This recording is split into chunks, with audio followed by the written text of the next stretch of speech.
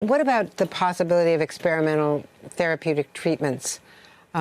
We've seen the tragedy of what happened in Arizona, where people were taking chlorozine and the wrong type of chlorozine after having watched the president, according to our own reporting with the family of a man who died.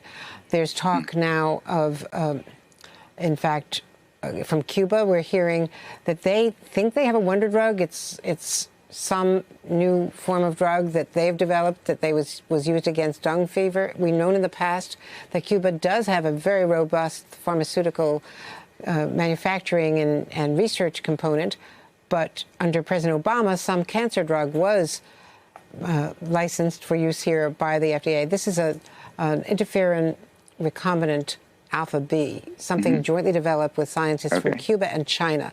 Is that something that sanctions should be lifted so that the FDA could at least examine the possibility here, as it was during the previous administration?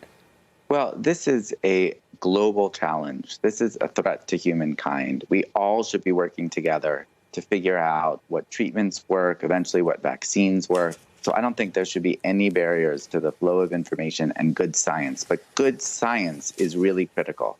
There are a million theories why different things might work or might not work.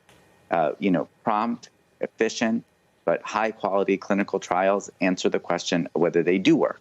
And then you've got to be able to scale up the things that do work. I'm concerned by just assumptions that something might work.